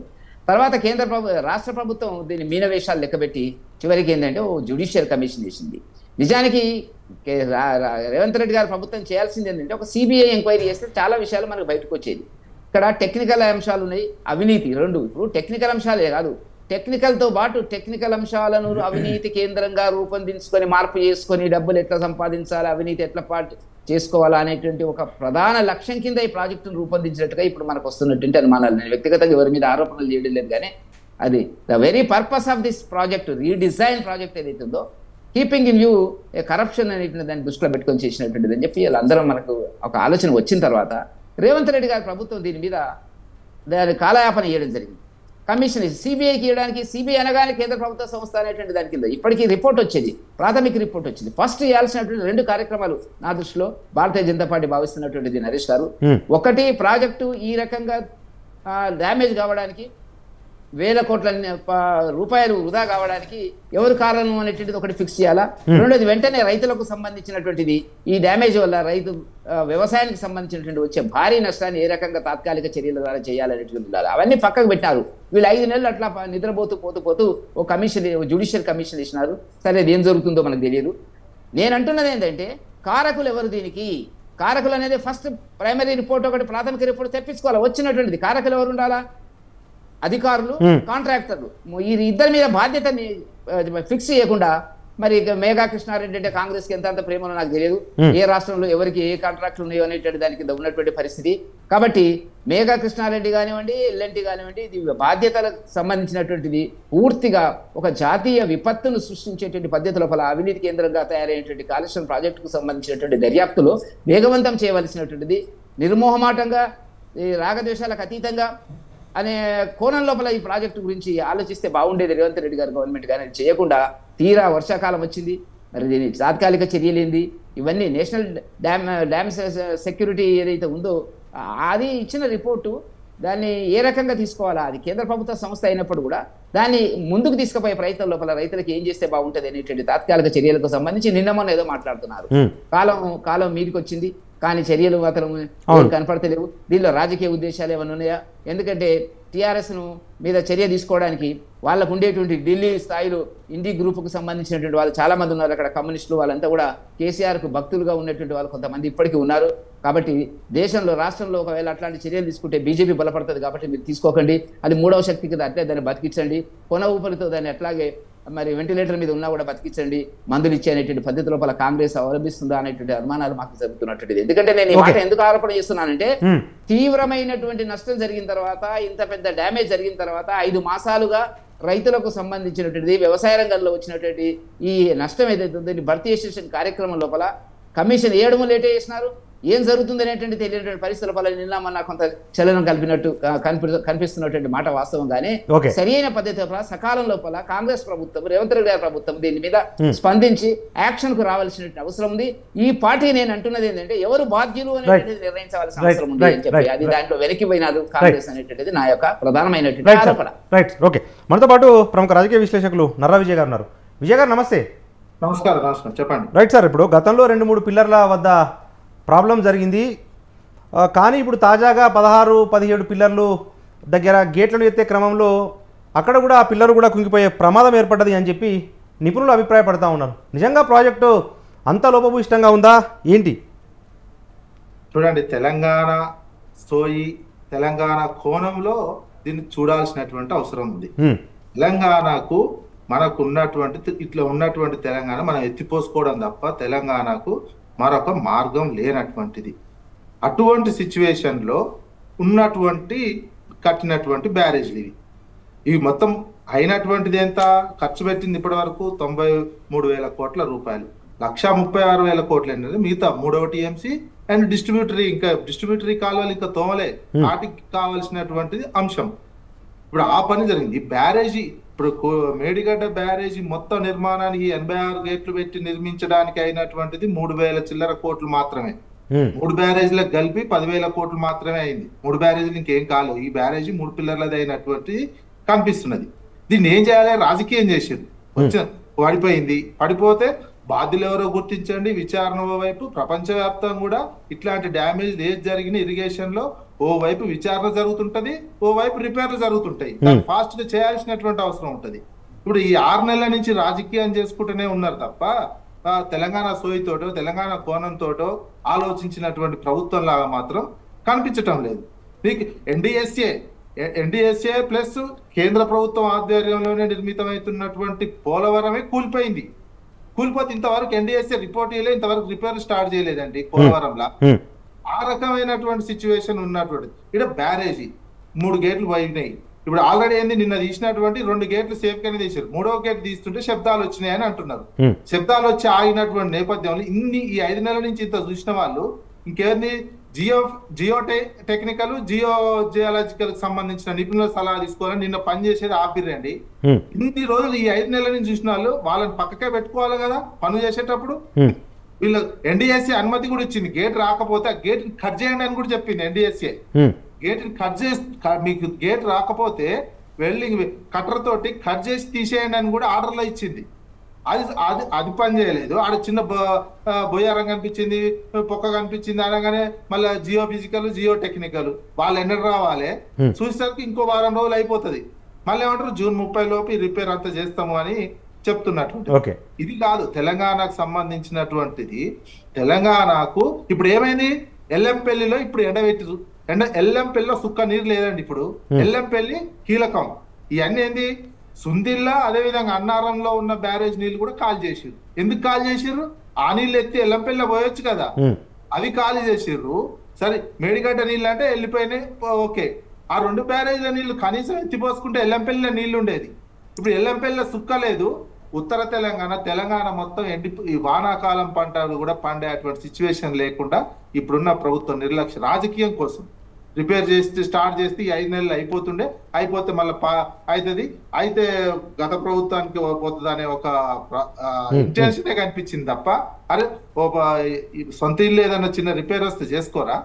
దీనికి సంబంధించినటువంటిది ప్లస్ ఎల్ఎన్టీని కుసబెట్టి ఎల్ఎన్టీ ఆయన ఇది ఎట్లా చేస్తానని ఎల్ఎన్టీ కుసబెట్టి మాట్లాడగానే ఆయనే చేస్తుంది. ఇన్ని రోజులు ఏంది ఎల్ఎన్టీ చేయనన్నది, అది చేయనన్నది, ఇది చేయనని ఎల్ఎన్టీ చేసింది. మెగా కృష్ణారెడ్డి గురించి చెప్తే మొత్తం బీజేపీ వాళ్ళే కదా. మెగా కృష్ణారెడ్డి 16 రాష్ట్రాల్లో ఆయన కాంట్రాక్ట్లు ఇస్తున్నారు. డిఫెన్స్ కూడా ఉన్నాయి ఆయనకి, డిఫెన్స్ కాంట్రాక్ట్లు కూడా ఆయనకే ఉన్నాయి మొత్తం. మరి కేంద్ర ప్రభుత్వమే వాళ్ళకి అప్పచెప్తుంది. మరి అది అనుకోవాలి. ఈడ పని కావాల్సింది తెలంగాణకు ఉన్నటువంటి దాంట్లో కావాల్సినటువంటిది కాళేశ్వరం తప్ప నీళ్ళు ఆనే ఉన్నాయి. గోదావరిలో ఆ ప్రాణహిత గోదావరి కలిసేటువంటి దగ్గర కట్టినటువంటి దాని నుంచి ఎత్తిపోసుకుంటేనే మనకు మార్గము. తెలంగాణకు మొత్తం ఇదే. రేపు కృష్ణాలో తక్కువ గోదావరి నుంచి ఎత్తిపోసుకున్నటువంటి హైదరాబాద్ నీళ్ళు ఎందుకు సమస్య వచ్చిందండి మన ఎండాకాలంలో? వీళ్ళు ఇక్కడ మన తెలంగాణ సోయి అది మీరు అన్నట్టు ఇంతకుముందు ప్రాణహిత చేవెళ్ళ గతంలో రాజశేఖర రెడ్డి వేసినటువంటిది ఏంటంటే వాస్తవానికి కూడా ఈ అన్నిటికీ ఏం తెలుసా, కేంద్ర ప్రభుత్వ అనుమతులు ఉన్నాయి. ఇవన్నిటికీ అనుమతి పార్లమెంట్ లో షెకావత్ గారు ఈ కాళేశ్వరం మీద ఒక మంచి సమాధానం ఎవరు ఈ ఉత్తమ్ కుమార్ రెడ్డి అండ్ రేవంత్ రెడ్డి ఎంపీగా ఉన్నప్పుడు క్వశ్చన్ వేస్తే ఈ కాళేశ్వరానికి సంబంధించినటువంటిది మంచి ప్రాజెక్టు, ఇందులో ఎలాంటి అవినీతి జరగలేదని రిటర్న్ గా సమాధానం చెప్పిర్రు షెకావత్ గారు, కేంద్ర జలవనరుల శాఖ మంత్రి. రిటర్న్ గా నువ్వు ఓవరాల్ సమాధానం కూడా కాదు, అది క్వశ్చన్ వేస్తే రిటర్న్ గా సమాధానం చెప్పినటువంటి పార్లమెంట్ లో చెప్పారు. అత్యున్నతమైనటువంటి ప్రజాస్వామిక దాంట్లో ఇక్కడ వచ్చిన సమస్యను పరిష్కరించుకొని తెలంగాణ ప్రజలకు నీటి కొరత లేకుండా ఇంకోటి కూడా 3వ టీఎంసీ కూడా ఎందుకు పెట్టిర్రు, మనకు రైపేరియన్ రైట్స్ అనేది చాలా ముఖ్యం. రైపేరియన్ రైట్స్ కోసము ముందే ఎందుకు ఇప్పుడు ఆల్రెడీ గోదావరి కావేరి లింకు చేయాలని చేస్తుంటే ప్రపంచ నీటి సూత్రాల ప్రకారం ఎవడు నీళ్లు ముందు వాడుకుంటే వానికి హక్కు ఉంటది, వానికి అవకాశం ఇవ్వాలి అనే ఒక చిన్న సూత్రంతో మనకు ఉన్నటువంటి 3వ టీఎంసీ కూడా పెట్టుకోవడం వల్ల 2 టీఎంసీలు 3వ టీఎంసీ పెట్టుకుంటే రేపు భవిష్యత్తులో ఏదైనా జరిగినా ఆ హక్కు గోదావరి జలాల 3 టీఎంసీల హక్కు ఎటు పోదు అనే దాని కొద్ది. ఇప్పుడు కృష్ణాలో ఏమైంది, మనకు వెనకటి నుంచి ఆంధ్ర ఉపయోగిస్తున్నటువంటి నేపథ్యంలో ఇప్పుడు వాళ్ళు మొదటి పెడుతున్న వాదనే అది. కృష్ణాలో మేము మొదటి నుంచి వాడుకుంటున్నాం నీళ్లు, మాకు రైపేరియన్ రైట్ ఉంటది, ఈ నీళ్లు మీకు 50-50 అంటే ఎట్ట కుదురుతుంది, మీ భౌతిక మీ కృష్ణా పరివాహక ప్రాంతంలో మీద ఎక్కువ ఉన్నా గానీ 70% మనదే ఎక్కువ ఉంటుంది తెలంగాణ. 20% పరివాహక ప్రాంతం ఉన్నప్పటికీ వాళ్ళు పెడుతున్న లింక్ ఏంది, మేము మొదటి నుంచి వాడుతున్నాం ఈ సూత్రం, ప్రపంచ వరల్డ్ నీటిపారుదల సూత్రాలు ఈ ప్రకారం మాకే రావాలి. రేపు భవిష్యత్తులో ఈ మోడీ గారు గోదావరి కావేరి లింక్ చేస్తున్నటువంటి వస్తున్నటువంటి సందర్భంలో మన హక్కులు మనం అల్ల వచ్చే వాటి అల్ల వస్తున్నప్పటికీ మన హక్కు కోల్పోవద్దు రైపేరియన్ రైట్స్. ఆ రకమైనటువంటి దాంతో చూసినటువంటి ఎవరైనా పాలకులు అదే చూడాలి, ఎక్కడైనా ఏ పాలకులైనా పాలకులు అట్లే చేసినటువంటి దీనికి రిపేర్ చేయించాల్సినటువంటి అవసరం ఉంది. దీన్ని నిర్లక్ష్యం చేసిరండి. ఈ 5 నెలలు ఎప్పుడు అయిపోతుంది రిపేర్ పని. అయితే ఇప్పుడు నర్రా విజయ్ గారు, ఇప్పుడు మీరు చెప్తున్నది వాస్తవం అయితే మరి గతంలో టీఆర్ఎస్ ప్రభుత్వం ఉన్నప్పుడు ఎందుకు ఈ రిపేరు చేయలేకపోయింది? గతంలోనే సరే ఇప్పుడు మేడిగడ్డ డ్యామేజ్ అయింది, మరి సుందిల్లా అన్నారం నుంచి ఎందుకు ఎల్లంపల్లికి గత ప్రభుత్వం నీటిని ఎత్తిపోయలేదు? మరి ఎందుకు ఎత్తిపోయలేదు అంటే అప్పుడు ఎల్లంపల్లిలో నీళ్లు ఉన్నాయి, ఎల్లంపల్లి కెపాసిటీలో ఫుల్ నీళ్లు ఉన్నాయి, అందుకని ఈ స్టోరేజ్ పెట్టుకుర్రు. ఎండాకాలంలో ఎల్లంపల్లి తీసుకోగానే ఎమ్మటే ఎత్తిపోసుకుంటే అయిపోతుండే. వీళ్ళు ఏం చేసిర్రు, మొత్తం గేట్లు వదిలి ఎండాకాలంలో 40 TMCలు వదిలిరండి, సముద్రంలో కలిపిర్రు. ఎంత ఎంత ఇది తెలంగాణ సోయిండి ఆలోచిస్తారా? ఎట్లా ఉంటది ప్రభుత్వం? అందుకే వాటర్ పంటలు కూడా అందుకే ఎండిపోయినాయి. డ్రింకింగ్ వాటర్ కే సరిపోయి ఇప్పుడు ఎల్లంపల్లి ఎండిపోతున్నటువంటి దశ. ఎల్లంపల్లి ఎండిపోయినా ఈ 10 ఏళ్ళలో ఎప్పుడన్నా వరదలు వచ్చినా ఇంకెప్పుడు వచ్చినా ఎల్లంపల్లి మెయిన్. మనకు ఎల్లంపల్లి నుంచి అన్ని ఎత్తిపోసుకునేటువంటి కార్యక్రమాలు ఉంటాయి. ఈ అసలు ఎల్లంపల్లిని ఎండబెట్టినట్టు ఇప్పుడు వరద రాలేదనుకో, జూన్ జూలైలో గోదావరి, జూన్ లో వరద రాలేదనుకో, గోదావరికి నీళ్ళు రాలేదు, ఎట్లా అటు నుంచి వచ్చేది తక్కువే. మనకు ఎక్కువ ప్రాణహిత నుంచే వచ్చేది, ప్రాణహిత నుంచే వస్తాయి మనకు నీళ్ళు ఎక్కువ. నీళ్ళు ప్రాణహిత ఎల్లంపల్లి నిండకపోతే ఏంది పరిస్థితి? మొత్తం ఏం లేదు. మళ్ళీ ఏం చేయాలి? ప్రాణహిత నుంచి వస్తున్న నీళ్లు ఆడ ఇప్పుడు రాతి కట్టడం అంటుర్రు, రాతి కట్టడం కట్టి ఎత్తిపోస్తాము అని ఇప్పుడు చెప్తారు. ఏది మేడిగడ్డ బ్యాక్ సైడ్ ఇంకో రాతి కట్టడం కట్టారట, కట్టి ఆనకట్టలా కట్టి ఎత్తిపోసుకుంటాము అని చెప్తున్నారు. ఈ పనేదో మన ఎండాకాలంలో చేస్తే అయిపోతుండే కదా. రాతి కట్టడం ఇంకో కాపర్ డ్యామ్ మట్టి కట్టేసైనా నీళ్ళు ఎత్తిపోసుకోవచ్చు. మీరు ఇప్పుడు అందుకే ప్రాణహిత దగ్గర కట్టింది ఏంటంటే ఆడ ఎలాంటి కష్టకాలంలో ఎలాంటి కరువు కాలంలోనైనా అది 5-6 వేల TMC 5-6 క్యూసెక్లు వెళ్ళిపోతుంటాయి. దాన్ని యూజ్ చేసుకోవడం కోసమే భవిష్యత్తు అవసరాలు. తెలంగాణకు కాళేశ్వరం అనేది అవసరం. రాజకీయాల కోసం మాట్లాడుకోవచ్చు, రాజకీయ పార్టీలు మాట్లాడుతుంటాయి, వాళ్ళు తాత్కాలిక విమర్శలు చేస్తుండొచ్చు, కానీ అల్టిమేట్ గా భవిష్యత్తు తెలంగాణకు భవిష్యత్తు ఇదే. ఇది తప్ప ఇంకో మార్గమే లేదు. లోపాలు జరగవచ్చు, ఇంకేదైనా ఉండొచ్చు. టీపీసీసీ అధికార ప్రతినిధి గౌరీ సతీష్ గారు ఉన్నారు. గౌరీ సతీష్ గారు, నిజంగా ఎల్లంపల్లికి మేడిగడ్డ కాకుండా సుందిల్ల అన్నారం నుంచి ఎత్తిపోసే అవకాశాలను కూడా కాంగ్రెస్ పార్టీ ఎత్తిపోయలేదు. ఎందుకంటే అల్టిమేట్గా కేసీఆర్కు లేకపోతే గత ప్రభుత్వానికి క్రెడిట్ వస్తుంది అన్న ఒక రాజకీయ యావ తప్ప కాంగ్రెస్ పార్టీకి తెలంగాణ సోయి లేదన్నది విమర్శ. తెలంగాణ సోయి ఉందా లేదా యావత్ తెలంగాణ ప్రజలకు తెలుసు. ఎందుకు అనంటే తెలంగాణ రాష్ట్రంలో గతంలో ఏ విధంగా ఉండే, గత ప్రభుత్వానికి ఏ విధంగా మనం ఆన్సర్ చెప్పాలని చెప్పి ప్రజలు ఆలోచించినప్పుడు ఏ విధంగా ఆన్సర్ చెప్పాలనేది ప్రత్యక్షంగా మనము డిసెంబర్ 7వ తారీఖున ప్రమాణ స్వీకారం చేయడమే దానికి ఉదాహరణ. దాని గురించి చర్చిస్తే అది అసంబద్ధమేమని మనం అందరం ఒకసారి ఆలోచన చేయాలి. ఎందుకు అనంటే ఏదైతే సుందిల్ల కానీ ఇప్పుడు చర్చిస్తున్నటువంటి కాళేశ్వరం ఏదైతే మేడిగడ్డ ప్రాజెక్టు అక్కడ జరిగినటువంటి దానికి రిఫేర్ చేసే ముందు అక్కడ ఉన్నటువంటి ఏదైతే నిపుణుల కమిటీ, ఏదైతే ఇరిగేషన్ శాఖలో ఉన్నటువంటి నిపుణులందరూ కూడా రాష్ట్ర ప్రభుత్వంలో ఉన్నటువంటి ఉన్నత స్థానంలో పనిచేసినటువంటి ఇరిగేషన్ శాఖలో ఉన్నటువంటి వారు కానీ, ఎన్డీఏ జాతీయ స్థాయిలో ఉన్నటువంటి నేషనల్ డ్యామ్ సేఫ్టీ అధికారులు ఎవరైతే ఉన్నారో వారందరూ కూడా గత ప్రభుత్వం చేసినటువంటి తప్పిదాలు ఇప్పుడు కూడా మేము చేయొద్దు, భవిష్యత్తుకు ఉపయోగపడాలనే ఉద్దేశంతో దాన్ని కనీసం అక్కడ ఉన్నటువంటి మట్టిని కూడా తీసి ప్రాపర్గా దాన్ని కన్స్ట్రక్షన్ చేయలేదు అనేది ప్రజలకు చెప్పాల్సిన బాధ్యత మన ప్రభుత్వం మీద ఉంది. దాన్ని రిపేర్ చేసినా ప్రాపర్గా చేయవలసినటువంటి బాధ్యత మా ప్రభుత్వం పైన ఉంది. కాబట్టి దాన్ని ఎన్డీఏ కానీ ఇక్కడ ఉన్నటువంటి ఇరిగేషన్ శాఖలో ఉన్నటువంటి నిష్ణాతులైనటువంటి ఇంజనీర్ చేతుల ద్వారా ఒక నిర్ధారణకు వచ్చిన తర్వాత ఎస్ మా గౌరవ ముఖ్యమంత్రి గారు కానీ మంత్రి గారు కానీ దానిపైన రివ్యూ చేసి ఎప్పటికప్పుడు దాన్ని ఏ విధంగా రిపేర్ చేస్తే దాన్ని మనం కాపాడుకోగలుగుతాము. కాబట్టి అక్కడ జరిగినటువంటి అవినీతిని రాజకీయ కోణంలో ఆలోచించినప్పటికీ డ్యామ్ అనేది ఏదైతే సుందిల్లో జరిగినటువంటి ఏదైతే 3 అక్కడ ఉన్నటువంటి పిల్లర్స్ ఏవైతే కుంగిపోవడం ద్వారా ఆ డ్యామ్ నిలబడగలుగుతుందా, అది నిలబడే అవకాశం ఉందా లేదా, బేసిక్గా మనము మేడిగడ్డ తప్పకుండా దాన్ని మనం పరిశీలన చేయాలి. పరిశీలన చేసిన తర్వాత దాన్ని రిపేర్ చేయవలసిన బాధ్యత ప్రభుత్వం పైన ఉంటుంది అని చెప్పి పరిశీలించిన తర్వాత దాన్ని రిపేర్ ప్రారంభించడం అనేది జరుగుతూ ఉంది. దానికి వేరే కోణంలో ఆలోచించడం అనేది కరెక్ట్ కాదని మనం కూడా ఆలోచన చేయాలి. యావా సోయి ఉందా లేదనేది ప్రజలు కదా ఆలోచించాల్సి. సో ఖచ్చితంగా రాజకీయ కోణంలో కాకుండా తెలంగాణ ప్రజల ఆకాంక్షల మేరకు కాంగ్రెస్ పార్టీ పనిచేస్తుంది, మా ప్రజాప్రభుత్వం పనిచేస్తుంది, గౌరవ ముఖ్యమంత్రి గారు మంత్రిమండలి ఆ రకంగానే పనిచేస్తారు తప్పితే ఎప్పుడు కూడా గత ప్రభుత్వం చేసినటువంటి తప్పిదాలను మా ప్రభుత్వం ఎప్పుడు కూడా చేయదు. ప్రజల యొక్క శ్రేయస్సు కోసం ఏదైతే ప్రజలకు నీళ్లు నిధులు నియామకాలను ట్యాగ్లైన్తో తెలంగాణ రాష్ట్రాన్ని సాధించుకున్నామో, తెలంగాణ ఇచ్చామో, ఆ సోయితోటే మేము పనిచేస్తాం తప్పితే ఎవరి మాటలకో ఇంకో దానికో మేము ప్రొవోక్ కావాల్సినటువంటి అవసరం లేదు. ఆ రకంగానే మేము ఖచ్చితంగా మా రేవంత్ రెడ్డి గారు, మా మంత్రులు అందరూ కూడా అదే రకంగా పనిచేయడానికి ప్రయత్నం చేస్తాం, అదే రకంగా ముందుకు పోతాం. కరెక్టే. ఇప్పుడు మీరు హడావుడి చేస్తూ ఉంటారు, ఎందుకంటే వర్షాకాలం వస్తుంది కాబట్టి మనం ఇదే క్రూషియల్ టైము నీళ్లు ఎత్తిపోసుకోవడానికి అని చెప్పి హడావుడి రాతి కట్టడము లేకపోతే కాపర్ డ్యాము ఇటువంటి ఏర్పాట్లు చేస్తూ ఉన్నారు కదా. ఈ 5 నెలల్లో ఎందుకు మీరు తొందరపడలేదు? అంతా అయిపోయిన తర్వాత చివరి నిమిషంలో చేయటం వల్ల ఏంటి ఉపయోగం అనేది, అనవసరంగా సమయాన్ని వృధా చేశారు అనేది ప్రశ్న. మేమేమంటున్నాం, మళ్ళొకసారి రిపీట్ చేస్తూ ఉన్నాను. అక్కడ జరిగినటువంటి డ్యామేజ్ ఏ విధంగా జరిగింది, ఆ డ్యామేజ్ని ఏ విధంగా పూడ్చాలి, దానికి నిష్ణాతులైనటువంటి న్యాయ నిపుణుల చేత కానీ లేదా ఇరిగేషన్ శాఖలో ఉన్నటువంటి నిష్ణాతుల చేత దాన్ని పరిశీలన జరగాలి. దాని తర్వాత ఏ మేరకు దాన్ని ఎక్కడ రిపేర్ చేస్తే దాన్ని రిపేర్ చేయగలుగుతాము, ప్రాపర్ వేరుగా దాన్ని చేయగలుగుతాం అనేది మనం అందరం కూడా ఆలోచన చేయాలి. ఒక్కసారి మీరు ఆలోచన చేయాలి, నిన్న ఎత్తినటువంటి 3 గేట్లలో ఒక గేట్ ఓపెన్ చేయగానే ఎందుకు అక్కడ ఊల్వడం జరిగింది? గతంలో జరగలేదు కదా. అంటే ఇంకా ఉన్నటువంటి గేట్లు ఏమైనా ఎత్తితే అక్కడ ప్రమాదం జరిగే అవకాశం ఉందా లేదా ఎప్పుడు తెలుస్తుంది? అది ఓపెన్ చేస్తే కానీ తెలిసే పరిస్థితి లేదు. సో ఇవన్నీ ప్రాక్టికల్గా మనం ఆలోచించాలి కదా.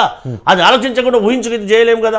సరే, ఊహించి వాళ్ళు చేశారు, దాన్ని ప్రాపర్గా కనుక మనం కన్స్ట్రక్ట్ చేసి ఉన్నట్టుంటే ఇట్లా నష్టం జరిగేది కాదు కదా. యావత్ తెలంగాణ ప్రజల యొక్క ధనం అనేది, ప్రజాధనం అనేది వృధా అయ్యేది కాదు కదా. ఈ రకంగా మనం చర్చ పట్టుకోవాల్సినటువంటి అవసరం వచ్చేది కాదు కదా. ఆ రకంగా కదా మనం ఆలోచించాల్సింది. సో అది ఆలోచించకుండా మనం ఇంకేదో కోణంలో ఆలోచన చేయడం అనేది కరెక్ట్ కాదు కదా. సో దాంతోపాటుగా ఏదైతే ఇందాక కేంద్ర ప్రభుత్వంలో ఉన్నటువంటి భారతీయ జనతా పార్టీ కూడా ఏదైతే ఇక్కడ కన్స్ట్రక్షన్ చేస్తున్నటువంటి కంపెనీ కానీ, కేంద్ర ప్రభుత్వంలో ఎన్నో డిఫెన్స్ కన్స్ట్రక్షన్ చేస్తున్నటువంటి మెగా కిషన్ రెడ్డి గారు చేస్తున్నటువంటి కన్స్ట్రక్షన్ గురించి కూడా, వారు చేస్తున్న ప్రాజెక్టుల గురించి కూడా ఖచ్చితంగా ఆలోచించవలసినటువంటి అవసరం ఉంటుంది. ఎందుకు ఉంటుందంటే వారు ఏం చెప్తున్నారు, ఎస్ వాళ్ళు చేసిండ్రు, ఖచ్చితంగా మేము ఆలోచన చేయాల్సిందే అని అంటున్నారు. సో మరి ఈ ప్రాజెక్టు, ఇంత పెద్ద ప్రాజెక్టు తెలంగాణకే మణిహారంగా మనం అందరం భావించినప్పుడు అక్కడ జరుగుతున్నటువంటి దాన్ని ఎందుకు వారు పసిగట్టలేకపోయినరు? పసిగట్టిన తర్వాత ఇప్పుడు ఏమంటున్నారు, సిబిఐ ఎంక్వైరీ చేస్తేనే అక్కడ ఉన్నటువంటి లోటుపాట్లు తెలుస్తాయి అంటే ఇరిగేషన్ వాళ్ళు ఏం చేస్తూ ఉన్నారు, అక్కడ ఉన్నటువంటి కేంద్ర ప్రభుత్వంలో ఉన్నటువంటి మిగతా సంబంధిత జలవనరుల శాఖ వాళ్ళు ఏం చేస్తూ ఉన్నారు? క్లియరెన్స్ ఇచ్చే ముందు స్వయంగా ఇందాక విజయ్ కుమార్ గారు చెప్పినట్టుగా స్వయంగా పార్లమెంట్ సాక్షిగా చాలా బాగుంది అని చెప్పారు అధికారంలో ఉన్నప్పుడు. సో ఇక్కడ వాళ్ళు లేవనెత్తినప్పుడు స్వయంగా చెప్పారు. మరి అప్పుడు ఇమీడియట్గా దాన్ని పరిశీలించకుండా స్వయంగా సంబంధిత శాఖ మంత్రి గారు కేంద్ర స్థాయిలో ఆ విధంగా సర్టిఫై చేయడం ఎంతవరకు సమంజసం? ఇవన్నీ కూడా మనం ఆలోచించాలి కదా. అవి ఆలోచించకుండా, క్వాలిటీ కంట్రోల్ చెక్ చేసుకోకుండా, ప్రతి జిల్లాకు ఒక క్వాలిటీ కంట్రోల్ సిఈ ఉంటారు, దాన్ని వాళ్ళ విధి వాళ్ళు నిర్వర్తిస్తూ ఉంటారు. ఒక్కొక్కరు స్టేజ్ ఒక తీరుగా ఉంటుంది కదా. ఆ స్టేజ్ను వాళ్ళు ఎందుకు వారు రిపోర్ట్ తెప్పించుకొని దాని మీద మాట్లాడలేదు? ఎందుకు మాట్లాడారు ఆ విధంగా అప్పుడు మాట్లాడి ఇప్పుడు ఎందుకు మాకు సిబిఐ ఎంక్వైరీ కావాలి, మా కిషన్ రెడ్డి గారు మాట్లాడితేనే దానికి ఇచ్చారనేది ఎంతవరకు సమంజసం? సో మనం కూడా వాస్తవాన్ని గ్రహించి ప్రజల శ్రేయస్సు కోసం ఆలోచన చేసినప్పుడు అది సత్ఫలితాలు ఇస్తుందనేది మనం కూడా అన్ని రకాలుగా ఆలోచన చేయాలనేది కాంగ్రెస్ పార్టీ పక్షాన మా వాదన. Right, okay. మనతో పాటు బీజేపీ అధికార ప్రతినిధి గంగాపురం వెంకటరెడ్డి గారు ఉన్నారు. వెంకటరెడ్డి గారు, ఇప్పుడు ప్రాజెక్టు మంచిగా ఉన్నప్పుడేమో కేంద్రము క్రెడిట్ తీసుకుంది, స్వయంగా పార్లమెంటు వేదికగానే జలశక్తి శాఖ మంత్రి షెకావత్ గారు చాలా అద్భుతంగా ఉంది ప్రాజెక్టు, అన్ని అనుమతులు తీసుకున్నారు, ఎటువంటి ఇబ్బందులు లేవు అని చెప్పి కేంద్ర ప్రభుత్వం చెప్పింది. తీరా కొంత కుంగుబాటుకు గురైన తర్వాత డిజైన్ లోపం ఉంది, కేంద్ర ప్రభుత్వాన్ని తప్పుదో పట్టించారు అని చెప్పి బీజేపీ ఆరోపిస్తుంది. ఎంతవరకు సమంజసం అది? మరి ఇప్పుడు ఒకటి నరేష్ గారు, చాలా మంది మిత్రులు ఇంక్లూడింగ్ మన రాజకీయ విశ్లేషకుడు విజయ్ గారితో మాట్లాడుతున్నటువంటి అభిప్రాయంతో నేను అంటున్నది ఏంటంటే, పార్లమెంట్లో ఉత్తమ్ కుమార్ రెడ్డి గారు రేవంత్ రెడ్డి గారు అడిగిన ప్రశ్నకు షెకావత్ గారు ఇచ్చిన సమాధానం కరెక్ట్. ఏదైనా ఒక ప్రాజెక్టు, ఏదైనా ఒక ఆర్థిక లోపభూయిష్టమైనటువంటి అంశంలో దాంట్లో ఉన్నాయి అనుకున్నప్పుడు, ఏదైనా కానివ్వండి, ప్రాజెక్టా లేకపోతే ఒక ఇండస్ట్రీయా లేకపోతే ఒక యాక్టివిటీయా, ఒక ఆర్థిక కార్యక్రమం రాష్ట్ర కేంద్ర ప్రభుత్వాల మధ్య ఉండేటువంటి సంబంధాలను దృష్టిలో పెట్టుకున్నప్పుడు ఏమీ లేకుండానే, అంటే రోజు షెకావత్ గారు వచ్చి సిమెంట్ని కొట్టి సిమెంట్ కాంక్రీట్ కలిపేటప్పుడు, స్టీల్ వేసేటప్పుడు వచ్చి చూస్తారండి. ఏ రిపోర్టు ఏది లేనంత కాలము ఇప్పుడు తెలంగాణలో ప్రభుత్వం శాంతి భద్రతలు బాగున్నాయా లేదా అని అడుగుతారండి పార్లమెంట్లో. బాగానే ఉన్నాయని చెప్తారు. ఏదైనా సమస్య వస్తే తప్ప దాని గురించి మాట్లాడడం అనేటువంటిది రాష్ట్ర కేంద్ర ప్రభుత్వాల ఫెడరల్ స్ట్రక్చర్లో ఒక రాష్ట్ర ప్రభుత్వాన్ని అవమానించడం అనేటువంటిది పద్ధతి కాదు. అది ఓకే ఉద్దేశపూర్వకంగా అవమానించినప్పుడు తెలంగాణ తల్లిని రాష్ట్రాలలో దేశాలలో ఇంటెలిజెన్స్ వ్యవస్థ ఒకటి ఉంటుంది కదా. రాజకీయపరమైన చర్చలు మనం మస్తు చేసుకుందాం. రాజకీయపరమైన విమర్శలు ఎన్నికల పక్కన పెడదాం. అది వేరే అంశము. Please. రేవంత్ రెడ్డి గారు ఇప్పుడు సిబిఐకి సంబంధించి రేవంత్ రెడ్డి గారు స్వయంగా సిబిఐని కలిసి ఎంక్వైరీ చేయండి అని ఇచ్చినటువంటి రేవంత్ రెడ్డి గారు ఇవాళ ఎందుకు ఎంక్వైరీ అని నేను అడుగుతున్నాను. ముఖ్యమంత్రి అయిన తర్వాత ఓకే ఆయన ఇచ్చిండా లేదా రిపోర్టు, ఆయన కంప్లైంట్ ఇచ్చిండా లేదా? మేఘా కృష్ణారెడ్డి గారి పేరు ఎందుకు తీసుకోవడం లేదు? విజయ్ గారు అంటున్నారు బీజేపీ మేఘా కృష్ణారెడ్డి గారికి బీజేపీకి సంబంధం లేదు. ఆయన పెద్ద కాంట్రాక్టర్, అంతర్జాతీయ జాతీయ కాంట్రాక్టర్, అనేక రాష్ట్రాల్లో ఆయన కాంట్రాక్ట్ ఉంటే పనులు చేసుకుంటున్నట్టు అది వేరే విషయము. ఆ రాష్ట్ర ప్రభుత్వాల్లో అవినీతి జరిగిందా లేదా అనేటువంటి అంశంలో అక్కడ వచ్చేటువంటి ప్రతిపక్ష పార్టీ కాంగ్రెస్ ఉంది కదా రాజస్థాన్ లో. మళ్ళీ మీరు ఎలక్ట్రల్ బాండ్ గురించి మళ్ళీ మీరు చాలా మంది మిత్రులు మాట్లాడుతున్నారు. ఎలక్ట్రల్ బాండ్స్ పార్లమెంట్ లో పాస్ అయిన తర్వాత వచ్చినటువంటిది కాంగ్రెస్ కూడా తీసుకున్నది, బీజేపీకి వచ్చింది, టీఆర్ఎస్ కి వచ్చింది, మమతా బెనర్జీకి వచ్చింది, అందరికి వచ్చినాయండి. దాని మీద చర్చ ఎందుకండి? అది రహస్యం ఏముందండి అక్కడ?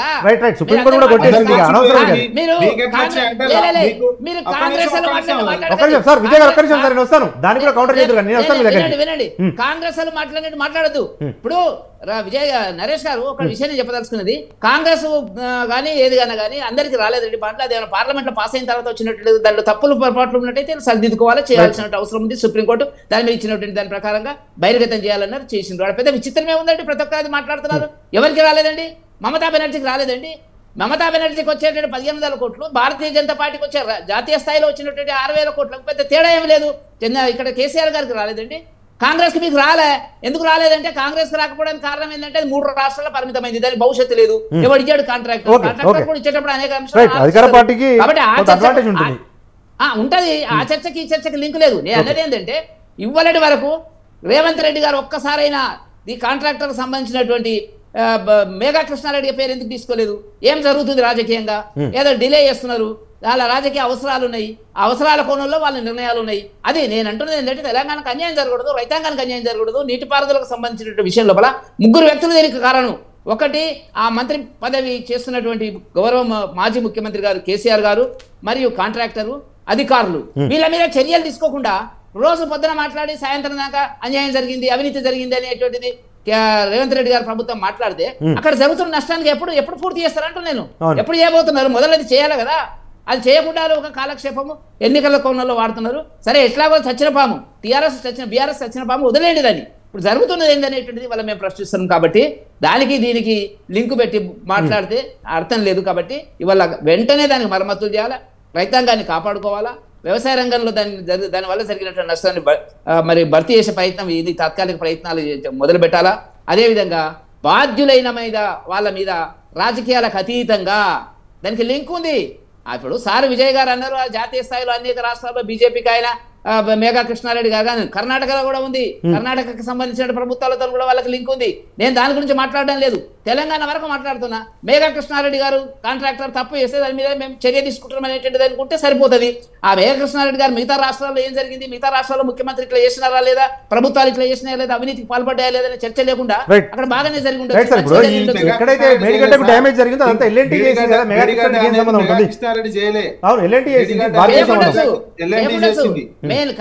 కాళేశ్వరం ఎక్కడైతే డ్యామేజ్ జరిగిందో ఆ బ్లాక్స్ మాత్రం ఎల్ఎన్టీ కట్టింది. కాబట్టి అనవసరంగా కృష్ణారెడ్డి చేసింది పంప్ హౌస్ ల నిర్మాణాలు, పంపులు, కేబుల్స్ ఇవి చేశారు వాళ్ళు. పంపులకు సంబంధించిన ప్రధానమైనటువంటిది మెగా కృష్ణారెడ్డి వాళ్ళు చేస్తే, బ్యారేజ్ నిర్మాణాలు ఒకటి ఎల్ఎన్టీ చేసింది, ఇంకో కంపెనీ చేసింది, ఇంకో కంపెనీ చేసినటువంటిది. కాళేశ్వరం అంటే సార్ కాళేశ్వరం అంటే ఈ ఒక్క మేడిగడ్డ బ్యారేజ్ కాదు, దాని మొత్తం కేవలం 10,000 కోట్లే. పంపులు. వెంకటరెడ్డి గారు ఫినిష్ చేయండి, మనం విజయ్ గారి దగ్గరికి వెళ్దాం. వెంకటరెడ్డి గారు, కాబట్టి నేను అంటున్నది ఏంటంటే ఇవాళ జరిగినటువంటి ఏదైతే అవినీతికి సంబంధించిన కేంద్రంగా జరుగుతున్నటువంటి ఈ ప్రాజెక్టు యొక్క చరిత్ర మనకు కనపడుతున్నటువంటిదో రాష్ట్ర ప్రభుత్వం వెంటనే స్పందించాలా. స్పందించడం అంటే ఏంది? ఇప్పుడు నిన్నమన్నా ఏదో మాట్లాడుతున్నారు, వర్షాలు వస్తున్నాయి కాబట్టి పంటలకు సంబంధించినటువంటి నష్టం జరిగేటట్టుంది అనేటువంటిది ఆ ప్రజల్లో వచ్చినటువంటి ఒక అసంతృప్తిని కేంద్రంగా ఇవాళ కార్యక్రమాలు చేస్తున్నమాట వాస్తవం, మంచిదే. దాన్ని ముందుకు తీసుకొని పోవాలా. జ్యుడిషియరీ కమిషన్ వేసినారు కదా, దాని మీద ప్రాథమిక రిపోర్టు తెప్పించుకోవాలి వాళ్ళు. ఆ కమిషన్లు మనం చాలా వరకు చూస్తాం, జ్యుడిషియల్ కమిషన్లు ఏళ్ల తరబడి కొనసాగుతాయి. రిపోర్ట్ ఏమొస్తుంది అనేటువంటిది లోపల నేరస్తులు తప్పించుకొని పోయే పరిస్థితి ఉంటుంది. కాబట్టి Right. ఎవరు బాధ్యులు దీనికి? రాజకీయంగా ఎవరు బాధ్యులు? మంత్రివర్గంలో ఎవరు బాధ్యులు? అధికారులు ఎవరు బాధ్యులు? Right. కాంట్రాక్టర్ ఎవరు బాధ్యులు? ఈ మూడింటిని మనం సమగ్రంగా ఆలోచించి సమన్వయం చేసుకుని చర్యలు దీని మీద ఉండాలి అనేటువంటిది భారతీయ జనతా పార్టీ కోరుకుంటున్నటువంటి అంశం. రైట్ రైట్ రైట్ విజయ్ గారు, ఇంతకుముందు మీరు చెప్తూ జలశక్తి శాఖ మంత్రి కూడా దీన్ని సమర్థించారన్నారు. కానీ కుంగుబాటు తర్వాత జలశక్తి శాఖ సలహాదారు వెదిరి శ్రీరామ్ గారు పెద్ద హైదరాబాద్ కేంద్రంగా 1 గంటన్నర పవర్ పాయింట్ ప్రజెంటేషన్ ఇచ్చారు. నిర్మాణంలో, డిజైన్లో అడుగడుగున లోపాలు జరిగాయి, తప్పిదాలు జరిగాయి కాబట్టి ఈరోజు తెలంగాణ అనుభవిస్తోంది. ఆదరాబాదరాగా మరమ్మతులు చేపడితే మొదటికే మోసం వచ్చే ప్రమాదం ఉంది అని చెప్పి కూడా ఆయన హెచ్చరించారు. మరి దాన్ని కాదంటామా సార్ మనం? ఆదరాబాదర్గా ఎవరు చేయమన్నారండి? ఇప్పుడు డిసెంబర్ నుంచి మొదలు పెడితే 6 నెలలు కదా. ఈ 5 నెలలు 6 నెలల్లో మొత్తం పని అయిపోతుంది. అంత పెద్ద విషయం అది కాదు. దానికి సంబంధించిన నిపుణులు చెప్పినటువంటిది ఉన్నది, ఇవన్నీ ఉన్నాయి.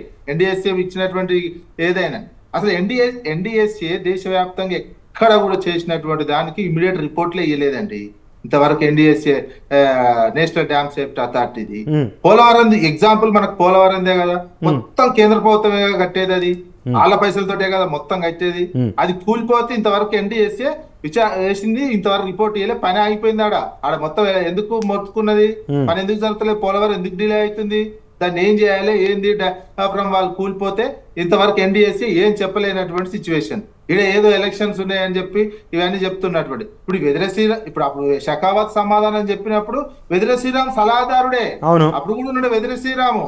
మరి అప్పుడెందుకు ఇప్పుడు ఎలక్షన్స్? నేను అదే చెప్తున్నా, ఈ దాని మీద ఈ 6 నెలలు రాజకీయం చేశారు. వీళ్ళు బదనాం చేసుకోవచ్చు, తెలంగాణకు నష్టం చేస్తున్నాం అనేది ఒకటి వదిలి, అందుకే తెలంగాణ సోయలేదనేది. వీళ్ళు ఎంతసేపు ఏంది ఒక పార్టీ ఒకటి రాజకీయం చేసి కామ్గా కూర్చొని ఉన్నది తప్ప, ఓవైపు విచారణ, బాధ్యులు ఎవరైనా ఉంటే విచారణ జరుగుతుంది, చర్యలు తీసుకోరు. విచారణ చేసి చర్యలు తీసుకునేంత వరకు మేము తట్టపార మట్టి తీయము, అందులో సిమెంట్ ఏమన్నట్టు కుసుర్రు. ఎందుకు? ఎలక్షన్స్ ఉన్నాయి కాబట్టి. ఎలక్షన్ లేకపోతే ఏదన్నా అవుతుండే. ఇది కాదు కదా అసలు తెలంగాణ అంటే. తెలంగాణ సభ అంటే ఇదేగా. ఇప్పుడు ఎల్లంపల్లి ఎండిపోయిందండి. ఇప్పుడు వానాకాలం నీళ్ళు లేవు. వానాకాలం ఈ పాటికి నీళ్ళు ఎల్లంపల్లి నుంచి కూడా ఎత్తిపోసుకొని పెట్టుకోవాల్సినటువంటి ఈ ఎల్లంపల్లి లేకపోవడంతో రంగనాయక సాగర్, మిగతా సాగర్ అన్ని ఎండిపోయినాయి. ఇప్పుడు మొత్తం తేలుతున్నాయి. మిడ్మానేర్ మొత్తం తేలుతుంది. ఇండ్లు అందులో విలేజ్లు తేలుతున్నాయి. పాత విలేజ్లు అన్ని తేలి వచ్చి ప్రజలు వచ్చి ఆ విలేజ్ చూసి ఏడుస్తున్నారు. దీనికి కారణం ఎవరు? ఇప్పుడు ఇన్ని నీళ్లు అన్ని వస్తుండడం వల్ల పంటలు సరిగ్గా సాగవుతుండే, మన పంట ఎంత పెరిగింది, వ్యవసాయ ఉత్పత్తి ఎంత పెరిగింది, పారిశ్రామికంగా డ్రింకింగ్ వాటర్ ఎంత ఉంటుండే, మత్స్య సంపద ఇదంతా పోయింది కదా ఏకదమ్కి. మీరు ఆ ఒక రాజకీయ ప్రయోజనం ఆశించి చేసినటువంటి నేపథ్యంలో ఇదంతా పోయింది కదా. అదే ఈ 5 నెలల నుంచి రిపేర్ చేసి ఉంటే, ప్లస్ ఆ సుందిల్లా అండ్ అన్నారం నీళ్ళు ఎత్తిపోసుకున్నా ఈ వానకాలం వరకు నీళ్ళు ఇచ్చేవాళ్ళు, కొంచెం వరద వచ్చేంత వరకు నడుస్తుండేది.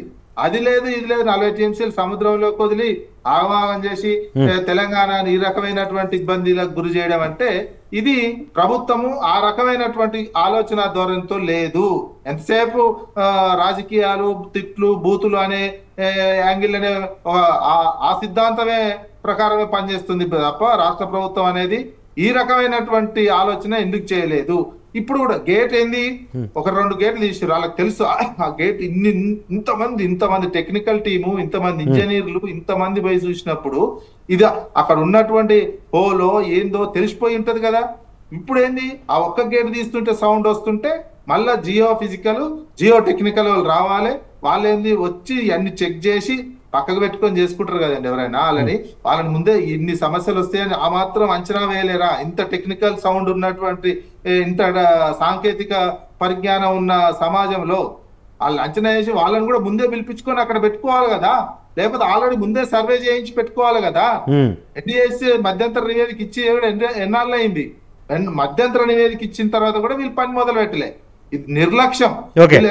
విచారణ చేసి చేయండి. మీరు సిబిఐకి ఇచ్చుకుంటారా, ఇంకెవరికి ఇచ్చుకుంటారా, ఎల్ఎన్టీ వాళ్ళ మీద యాక్షన్ తీసుకుంటారా, ఇంకెవరి మీద, ఇంజనీర్ల మీద యాక్షన్ తీసుకుంటారా, తీసుకోండి. విచారణే. రిపేరే. ఇప్పుడు ఇల్లు ఏదైనా చిన్నది అయితే ఇంట్లో వంట చేయకుంటుంటారు. ఇంట్లో రోజు వంట చేస్తుంటారు, తింటూనే ఉంటారు. ఆ పని రోజు ఎవరి పనులకు వాళ్ళు పోతూనే ఉంటారు, రిపేర్ అయితేనే ఉంటది. అట్లా చూడలే కదా. ఇది మొత్తం ఏంది రిపేర్ అయినాకనే వంట మొదలు పెడతాం అన్నట్టు చూస్తారు. అయితే ఇప్పుడు రైట్ మొత్తం ఇల్లు కోల్పోతే రిపేర్ అయినాకనే నేను ఇంట్లో వంట చేస్తా, ఇంట్లో అన్నం తినాలి, అప్పటిదాకా తినొద్దు అంటే ఊరుకుంటారండి? అది అసలు ఇది అసలు సహజ సూత్రాలకే భిన్నంగా వ్యవహరించింది. 5 నెలలు మంచి ఏది వర్షాలు పడనటువంటిది, మంచి ఎండలు పని జరగడానికి ఉన్న వాతావరణం, ఈ వాతావరణాన్ని అంతా రాజకీయాల కోసం చెడగొట్టుకొని తెలంగాణకు ఇప్పుడున్నటువంటి రాష్ట్ర ప్రభుత్వం చాలా అన్యాయం చేసింది. కాళేశ్వరము తోటే విజయ్ గారు ఇప్పుడు మీరు అంటున్నట్టుగా ఈ ప్రభుత్వం మరమ్మతులు చేపట్టకుండా నిర్లక్ష్యం చేస్తుంది అని చెప్తున్నారు. కానీ టీఆర్ఎస్ హయాంలోనే ఆ పిల్లర్లు కుంగాయి, తక్షణం అప్పటి ప్రభుత్వం ఎందుకు చేయలేదని కాంగ్రెస్ వాదిస్తుంది. అప్పటి ప్రభుత్వం అది వాస్తవానికి ఏంది ఎలక్షన్ కోడ్ అండి. ఆ టైంలో రిపేర్ చేయడానికి ఇప్పుడు ఎలక్షన్ కోడే కదా, మీరు అడుగుతున్నారు సార్, వినండి, అడిగిర్రు, ఆ ప్రభుత్వం చేయలేదు, ఆ ప్రభుత్వం ఓడిపోయింది, అప్పుడున్నటువంటి వాళ్ళు ఓడిపోయారు. ఇప్పుడు అది క్వశ్చనా? ఈ 5 నెలలు టైం వేస్ట్ చేసి అది సమాధానం కావాలా మీకు? రిపేర్ కావాలా? వాళ్ళు తప్పైంది, వాళ్ళకి ప్రభుత్వమే ఓడిపోయింది, ప్రజలే ఓడించారు కదా, ప్రభుత్వమే లేదు కదా. ఓకే, ఆ ప్రభుత్వం చేసిన తప్పిదం ఈ ప్రభుత్వం ఎందుకు చేస్తుంది అనేది ప్రశ్న. వినండి, ఆ 4 రోజులలో చేయలేదు. డిసెంబర్ రిజల్ట్ వచ్చింది కదా, డిసెంబర్ 7వ తారీఖు నుంచి ప్రభుత్వం ఇదే కదా ఉన్నది. అంతకుముందు నెల రోజులు టైం ఉండే ఆ ప్రభుత్వానికి, పాత ప్రభుత్వానికి 4 రోజుల టైం ఉండే. 4 రోజులలో చేయలేదు, పని చేయలేదు అనేది ఆరోపణ. చేయలేదు, వాళ్ళు తప్పు అనుకుందాం, వాళ్ళు చేసి ప్రజలే ఓడించారు. మీరు వచ్చేది ఇప్పుడు ఆ క్వశ్చన్ కి సమాధానం కావాలా అండి? మీరు 5 నెలల నుంచి గతంలో వదిలేద్దాం. కొత్త ప్రభుత్వం వచ్చిన తర్వాత 5 నెలల సమయం చాలా వాల్యుబుల్ టైము మీరు ఎందుకు వినియోగించుకోలేదు అనేది ఒక ప్రశ్న. దాంతోపాటుగా రెండో ప్రధానంగా వినిపిస్తుంది ఏంటంటే టీఆర్ఎస్ డైవర్షన్ పాలిటిక్స్ రాజకీయాలకు కాంగ్రెస్ పార్టీ పాల్పడుతుంది. ఎందుకంటే రైతుల విషయంలో కానీ ధాన్యం విషయంలో కానీ ఈ ప్రభుత్వం ఫెయిల్ అయింది. దాన్ని బీఆర్ఎస్ ప్రశ్నిస్తుంటే, కళ్ళాల్లో తిరుగుతుంటే ఓర్వలేక ఇటువంటి రాజకీయపరమైన అంశాలతోటి ఈ మేడిగడ్డ అంశాన్ని తెరమి తీసుకొచ్చింది అనేది రెండో ఆరోపణ. ఒక్కటేందంటే మనం ఒప్పుకోవాల్సింది, ఆనెస్ట్గా విజయ్ కుమార్ గారు చెప్పిన తర్వాత తెలంగాణ సోయి గురించి ఫస్ట్ మాట్లాడి ఇప్పుడు మాట్లాడినటువంటి మాట తెలంగాణ ప్రజలకు కర్రగాల్చి వాత పెట్టారు కాబట్టి మేము ఒప్పుకుంటున్నామండి, బీఆర్ఎస్ పార్టీ వాళ్ళు ఒప్పుకున్నారు అని చెప్పారు. దానికి చాలా సంతోషం, వాస్తవాన్ని ఒప్పుకున్నందుకు. వాస్తవాన్ని ఎప్పుడైనా ఒప్పుకున్నారు కాబట్టి. ఎందుకనంటే అది కట్టేటప్పుడు బ్లూ ప్రింట్ తీసుకున్నారా, ఇంజనీర్ల యొక్క సలహాలు తీసుకున్నారా లేదనేది వాళ్ళు కట్టిన వాళ్ళకు బాగా తెలుసు అన్న విజయ్ కుమార్ గారు మంచి ఎగ్జాంపుల్ చెప్పారు. ఇల్లు కట్టేటప్పుడు బ్లూ ప్రింట్ తీసుకుంటారు, దాని నుంచి ఇంజనీరింగ్ అడ్వైస్ తీసుకుంటారు, దాని స్ట్రక్చర్ ఏమున్నది, దీన్ని ఏ రాడు వేస్తే ఏ విధంగా ఇల్లు ఉంటుంది, ఒక రూమ్ కనుక కూలిపోతే ఆ రూము ఇక్కడ కట్టుకుంటూ ఇక్కడ వంట చేసుకుంటా ఇక్కడ ఇల్లు కూడా కట్టుకుంటారు అనేది మనం ఒక గ్రామీణ వాతావరణం నుంచి వచ్చిన వాళ్ళం కాబట్టి ఖచ్చితంగా దాన్ని కంపేర్ చేసుకోవాలి, 100% చేసుకోవాలి. చేసుకుంటుంది కూడా మా ప్రభుత్వం, ప్రజాప్రభుత్వం. సో ఎందుకోనంటే మరి గత ప్రభుత్వం లక్షల కోట్ల రూపాయలు ఖర్చు పెట్టి ఇది ఏం జరిగింది, బ్లూ ప్రింట్ వచ్చిన తర్వాత కూడా మేము అధికారంలో ఉన్నప్పుడు కుంగిపోతుంది, మేకు సోయి లేదు అని ఒప్పుకున్నందుకు దాన్ని కనీసం రిపేర్ చేయవలసిన బాధ్యత ఉందా లేదా అనేది ఒక్కసారి ఆలోచన చేయాలి. అది చేయలేదు. అది చేయకపోగా గౌరవ రెస్పాన్సిబుల్ పొజిషన్లో ఉన్నటువంటి అప్పటి మంత్రులు ఏం మాట్లాడారో మనం ఒక్కసారి ఆత్మపరిశీలన చేసుకోవాలి. ఏమని, ప్రాజెక్టులు కడుతుంటే అక్కడెక్కడ కొంచెం కూలిపోతూ ఉంటాయి, దాంట్లో పట్టించుకోవాల్సిన అవసరం ఏముంది అని చెప్పి ఇంత రెక్లెస్గా మాట్లాడడం సమంజసమా అని మనం ఒక్కసారి ఆత్మపరిశీలన చేసుకోవాలి. దాంతోపాటుగా మేం చేసినటువంటి ఆలోచన ఏంటంటే, ఒక పార్టీగా ఎన్నికల కోడ్ వచ్చినప్పుడు ఎవరైనా దాన్ని రిపేర్ చేయడానికి అవకాశం ఉండదు. మేము ఎందుకనంటే ఒక పార్టీగా ఇంకొక పార్టీ ఏం చేసే అవకాశం ఉంటుంది, ఇమ్మీడియట్గా పార్లమెంట్ ఎన్నికల నోటికి ఎంసీసీ రావడం అనేది జరిగింది, మోడల్ కోడ్ ఆఫ్ కండక్ట్ రావడం జరిగింది. దాంతోపాటు 2.5 నెలలు ఎన్నికల కోడ్ ఉండడం కారణంగా చేయలేకపోయినాం. అందులో అప్పటికి కూడా ఏదైతే జ్యుడిషియల్ కమిటీ వేశారో వారు వచ్చి 2 సార్లు ఇన్స్పెక్ట్ చేయడం జరిగింది. దానికి ప్రిన్సిపల్ సెక్రటరీ గారు హాజరై ఖచ్చితంగా రిపోర్ట్ ఏముందో తప్పకుండా త్వరితగతిన ఇవ్వండి అని చెప్పారు. ఇమ్మీడియట్గా ఏదైతే టైం కంటే బిఫోరే మాకు రిపోర్ట్ సబ్మిట్ చేయండి అని చెప్పి కూడా ఆదేశాలు జారీ చేశారు. దానికి కావాల్సినటువంటి రిపోర్టు, దాని ఆధారంగా మేము ఖచ్చితంగా దాన్ని రిపేర్ చేయాలి. ఖచ్చితంగా తెలంగాణకి ఇది ఉపయోగపడుతుందా, ఏ మేరకు ఈ ప్రాంత ప్రజలకు ఉపయోగపడుతుంది అని చెప్పి కూడా నిష్ణాతులు ఏంటంటే ఇంజనీర్ల ద్వారా సూచన సలహాలు తీసుకోవడం అనేది జరుగుతూ ఉంది. సో అలాంటిది గతంలో వీరు చేసినటువంటి తప్పిదాలను మేము చేయకూడదు కాబట్టి, వాళ్ళు చేసే తప్పుకు మేము చేస్తే మాకు వాళ్ళకు తేడా ఉండదు కాబట్టి, ఏ విధంగానే తెలంగాణ ప్రజలు ఆశించారో తెలంగాణ ప్రజలకు నష్టం జరగొద్దు కాబట్టి ప్రాజెక్టు ఉపయోగంలోకి రావాలి కాబట్టి దాన్ని ఏ విధంగా చేస్తే రెక్టిఫై అవుతుందనే దానికి నిష్ణాతుల ద్వారా మేము పరిశీలన చేపించి దాన్ని రిపేర్ చేయడానికి మీరు చూస్తూ ఉన్నారు. దాని త్వరితగతిన గౌరవ మంత్రి గారు ముఖ్యమంత్రి గారు ఆదేశాలు చేయడం దాన్ని రిపేర్ చేస్తుంది. ఖచ్చితంగా ప్రజాప్రభుత్వం కాంగ్రెస్ పార్టీ అయితే ముఖ్యమంత్రి గారి ఆధ్వర్యంలో మంత్రి గారి ఆదేశాల మేరకు ఉన్నటువంటి పరిస్థితులకు అనుగుణంగా దాన్ని ఖచ్చితంగా త్వరితగతిన రిపేర్ చేసి ఖచ్చితంగా ఉన్నటువంటి ప్రజలకు నీటిని అందించడానికి శాయశక్తులా మా ప్రజాప్రభుత్వం ప్రయత్నం చేస్తుంది. వారు చేసినట్టుగా మేము గాలికి వదిలేసే ప్రసక్తే ఉండదు. ఖచ్చితంగా ప్రజలకు ఉపయోగపడే విధంగా ప్రజా శ్రేయస్సు కొరకు తెలంగాణ ప్రజలకు ఉపయోగపడే విధంగా ఖచ్చితంగా ప్రయత్నం చేస్తుంది మా ప్రజాప్రభుత్వం. అందులో ఎలాంటి బేషరతులు లేవు. అలాంటి ఎవరి మీద కూడా పర్సనల్గా ఆలోచించే అవకాశం అనేది ఉండదు. అల్టిమేట్గా ప్రజల యొక్క శ్రేయస్సే మా ప్రభుత్వం యొక్క ఉద్దేశం. Right, okay. మనతో పాటు బీజేపీ అధికార ప్రతినిధి గంగాపురం వెంకటరెడ్డి గారు ఉన్నారు.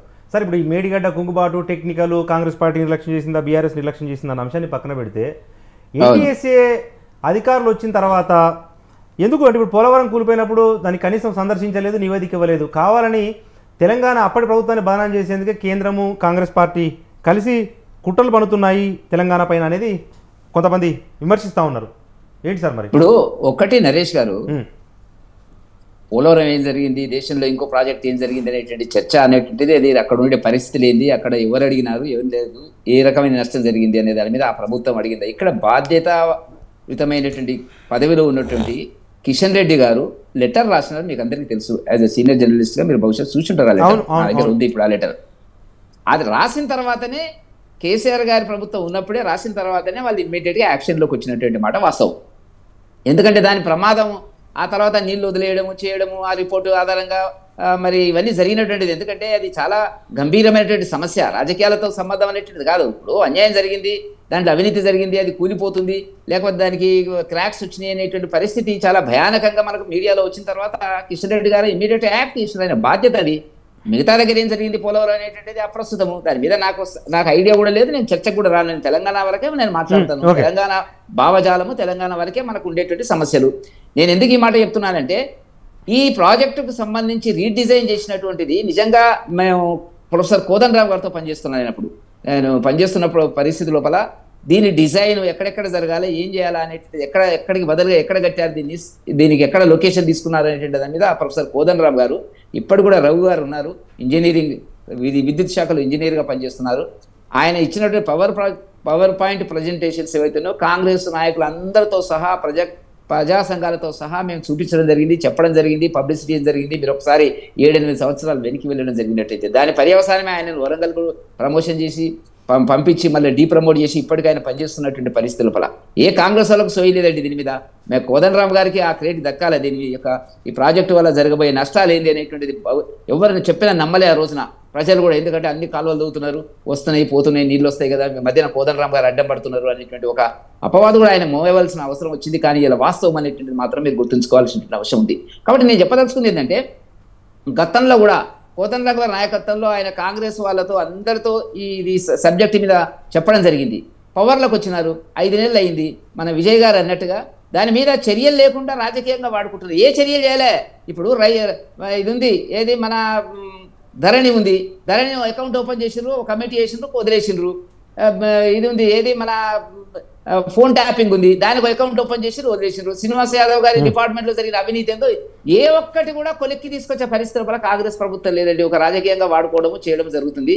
మేమంటున్నది ఏంటంటే, మేడిగడ్డలో జరిగినటువంటి ఏదైతే నష్టం ఉందో దాన్ని భర్తీ చేసేటువంటి ప్రయత్నము ఇప్పుడు కొంత సబ్జెక్టు మీద మాట్లాడినారు విజయ్ గారు. సంతోషం. ఎందుకంటే 5 నెలల కాలంలో దాన్ని చేస్తే నివారణ చర్యలు లేకపోతే తాత్కాలికంగా దాన్ని ఏ రకంగా చేస్తామంటే చేయలే. మా ప్రజాప్రభుత్వం ఎవరిది ప్రజాప్రభుత్వం కాదండి.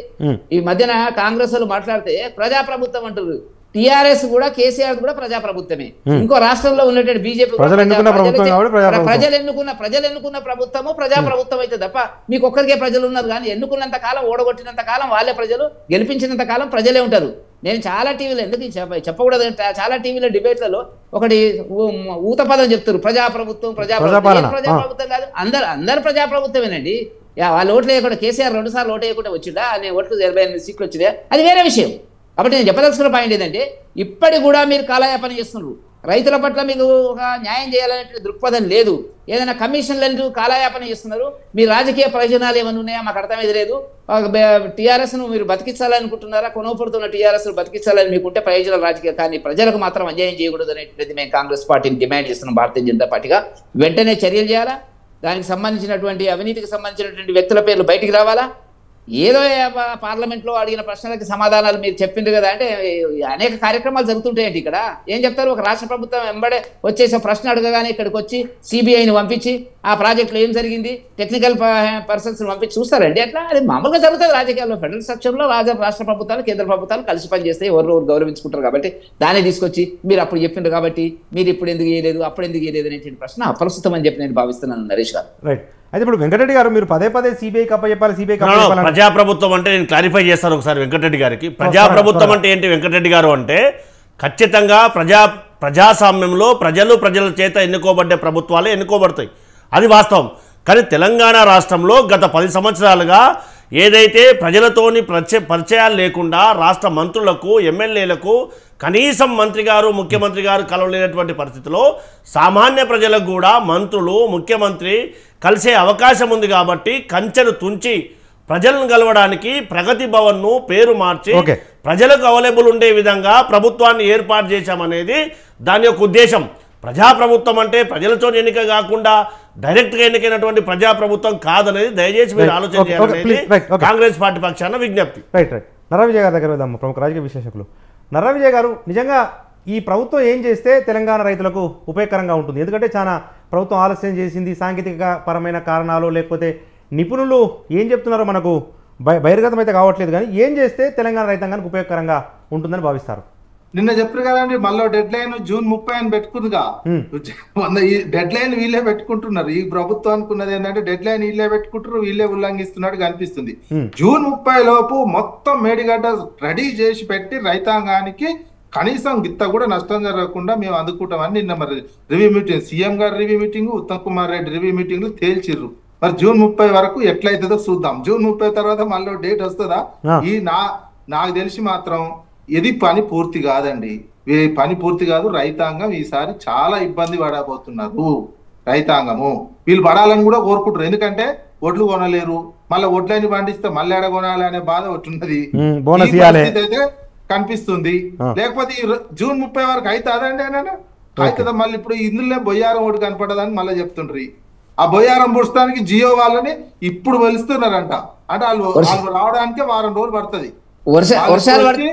వర్షాలు పడితే పని అయితే లేదంటారు మళ్ళీ. అంతే. అది ఇప్పుడేంది ఆ బొయ్యారం అంటే ముందు తెలిసి పెట్టుకుంటారండి. టెక్నికల్ గా తెలిసిన వాళ్ళు ఇప్పుడు పిలిస్తే వాళ్ళు వారం రోజుల తర్వాత వస్తారు. ఈ వాళ్ళు ఒక వారం రోజులు స్టడీ చేస్తారు. రిపోర్ట్ ఇచ్చేసరికి ఈ నెల అయిపోతుంది. ఈ నెల జూన్ 12 దాకా రిపోర్ట్ దాకానే వస్తుంది. జూన్ 12 రిపోర్ట్ వస్తే 15 రోజుల పని అయిపోతుందా? జూన్ 30 డెడ్ లైన్ పెట్టుకున్న వాళ్ళు ఇదంతా ఏంటంటే అది తెలంగాణ సమాజాన్ని అర్థం చేసుకుంటది, ముందు తెలిసిపోతుంటది. అంతే కదా. ఇప్పుడు ఏంది మేము ఇదంతా అంతే పంటలు వంతాయి. ఎల్ఎంపీలు ఎండబెట్టినట్టు ఇంక ఏడ పంటలు వంతాయండి. ఎల్ఎంపీలు ఎండబెట్టి మిడ్ మానేరుకి నీళ్ళు రావు. మిడ్ మానేరు ఆల్రెడీ ఎండిపోయే ఉంది. మిడ్ మానేరు రాకపోతే రంగనాయక సాగర్ ఇంకో సాగర్ ఇవన్నీ లేనే లేవు. కాలువల్లో నీళ్ళే రావు. ఇంకేడొస్తాయి? వరద వచ్చినా ఎప్పుడు జూన్ జూలై తర్వాత గోదావరి వరద వస్తే ఎల్ఎంపీలు నిండితే ఎల్ఎంపీల నుంచి ఎత్తి పోసి అప్పటి వరకు ఇప్పుడు ఈ నెలాఖరుకు దున్నకాలు స్టార్ట్ అవుతాయి. నార్లు పోసుకునే టైం వస్తుంది. నీళ్ళే ఉండవు. చూడు రైతులు రేపటి నుంచి చూడరాదు. ఈ నెలాఖరు రోహిన్ కార్త్ వచ్చిన తర్వాత రైతులు రోడ్ల మీదకే వస్తారు. ఎందుకంటే నార్మల్ నీళ్ళు ఇవ్వండి, నార్మల్ నీళ్ళు ఇవ్వండి, లేదా బోర్లు వేసుకుంటారు. మళ్ళా బోర్లు వేసుకుంటే మళ్ళీ కరెంట్ మళ్ళా పెరుగుతుంది. ఎంత ఇట్లాంటి పరిస్థితి క్రియేట్ సుందిల్లది అన్నారు కనుక ఎత్తిపోసుకొని ఎల్లంపల్లి పెట్టుకుంటే ఈ ఇబ్బంది రాకపోతుండే. మీరు జూన్ వీటికి ఇచ్చేద్దరు, వరద వచ్చినప్పుడైనా తర్వాత నడుస్తుండే. ఇది రిపేర్ లేట్ అయినా ఇక ప్రాణహిత మళ్ళీ రాతి కట్టడం. మరి రాతి కట్టడం ఇంకా స్టార్ట్ చేయలే. ఎత్తిపోసుకుంటాం అన్నారు, రాతి కట్టడం స్టార్ట్ చేయలే. అది మామూలు ఇదేది 10,000 12,000 టీఎంసీలు ఉన్నా ఎత్తిపోసుకోవచ్చు. మేడిగడ్డ నుంచి 50,000 క్యూసెక్లు టీఎంసీలు కాదు, 50,000 క్యూసెక్లు వస్తే ఆటోమేటిక్ గా ఎత్తిపోసుకునే అవకాశం ఈజీగా ఉంటుంది. ఈ ప్లాన్లన్నీ లేకుండా ఈ 5 నెలలు చేసి ఇంకోటి ఏమన్నారు, ఎలక్షన్ కోడ్. ఇప్పుడు మార్చి 16 వచ్చింది ఎలక్షన్ కోడ్. మార్చి 16 ఎలక్షన్, డిసెంబర్ నుంచి మార్చి 16 వరకు ఎంత పని జరుగుతుంది? అప్పుడు రొటీన్ కార్యక్రమం కింద ఉంటది. అంటే ప్రభుత్వం కుదురుకోలే కదా సార్, అప్పటికి ప్రభుత్వం కుదురుకోలే కదా. ఇది ఎమర్జెన్సీ కాదండి, ఇది emergency serious matter. Emergency serious right, okay. Time లేదు, టైం ఉండదు. వర్షాకాలం వస్తే పనులు కావనేది ఎవరికైనా, ఇంజనీరింగ్ వాళ్ళకి ఎవరికైనా అర్థం ఉంటుంది. అది ఎక్స్పీరియన్సే. 60 సంవత్సరాలు పరిపాలించారు కదా, ఆ మాత్రం వీళ్ళకి ఉద్దేశపూర్వకంగా డిలే చేయడమే ఇది. Right, okay sir. వాళ్ళకి తెలియకపోవడం ఏంది? Right, okay sir.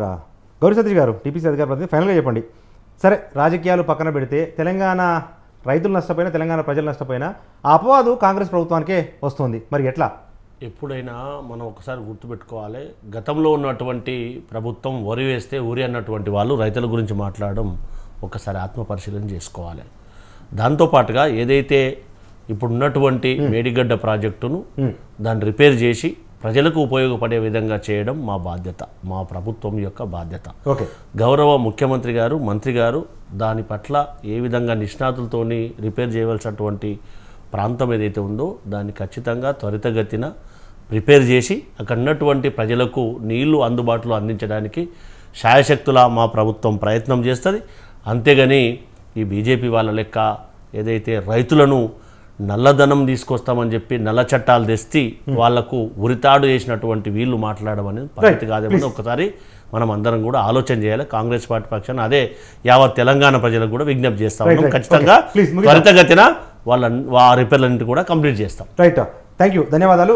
ఇది ఇవాళ బిగ్ టాక్. మన బిగ్ టాక్లో పార్టిసిపేట్ చేసిన గెస్టులు మన స్టూడియోకి వచ్చి మనకు టైం ఇచ్చిన టీపీసీ అధికార ప్రతినిధి గౌరీ సతీష్ గారికి, వారితో పాటు జూమ్లో మన లైవ్లో అందుబాటులోకి వచ్చిన బీజేపీ రాష్ట్ర అధికార ప్రతినిధి గంగాపురం వెంకటరెడ్డి గారు, ప్రముఖ రాజకీయ విశ్లేషకులు నర్రా విజయ్ గారికి అందరికీ కూడా ధన్యవాదాలు. ఇది ఇవాళ బిగ్ టాక్. చూస్తూనే ఉండండి స్వతంత్ర.